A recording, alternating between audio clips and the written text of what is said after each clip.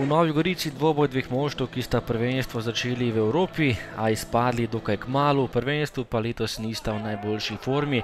Prva akcija tekme že v 6. minuti, protinapad za Majcna, ki je bil sam pred vrati, a tole je bil prepovedan položaj napadalca Nove Gorice. Odločitev je bila nedvomno izjemno tesna.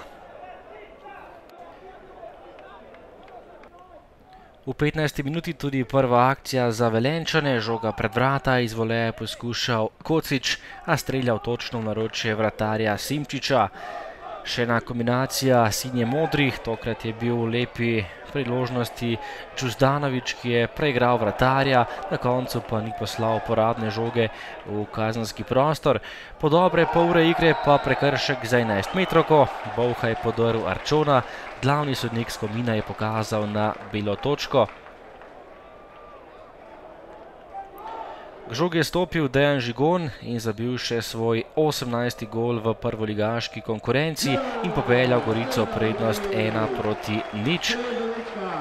Veselje Žigona, ki je poslal vratarja Rozmana v eno, tokrat pa žogo v drugo stran in prednost Goričanov še v prvem polčasu.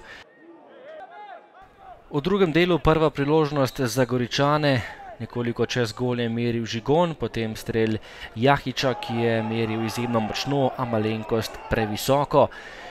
Po točno uri igre priložnost za Radujka, ki je meril daleč, na pravem mestu Vasja Simčič.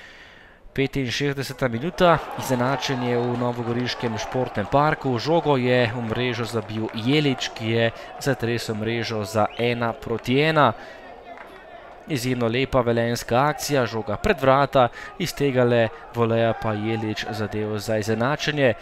Velenjčani so po golu dobili krila, bili so boljši tekmeci in imeli kar nekaj priložnosti. V daleč je meril Klinar, Simčič je še rešil svoja vrata, nato 84. minuta, prodor proti vratom Firerja, brani Simčič in potem še zaključek tekme, tole je bila igra z roko.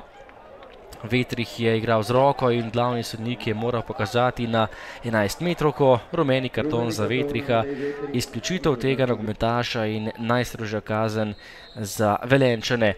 Tekla je 86. minuta, k žogi je stopil Ivan Firer, zabil še svoj 3. gol v letošnji sezoni in popeljal Velenjčane v prednost 2-1. Natančen je bil Ivan Firer, ki je prinesel 3 točke in z novo zmago Velenjčani odhajajo nazaj v Velenje, Goričani pa še vedno v slabi formi in v spodnjem delu lestvice, na koncu Gorica Rudar 1-2. V drugem polčasu smo bili preslabi, v prvem delu smo delovali kot ekipa in v ekipi je bila disciplina.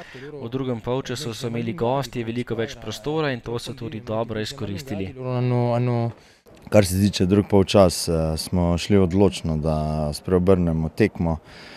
In na koncu moram pohvaliti fante, ker prvo, ker nam je uspelo, pa ker so zopet pokazali zelo dober drugi polčas.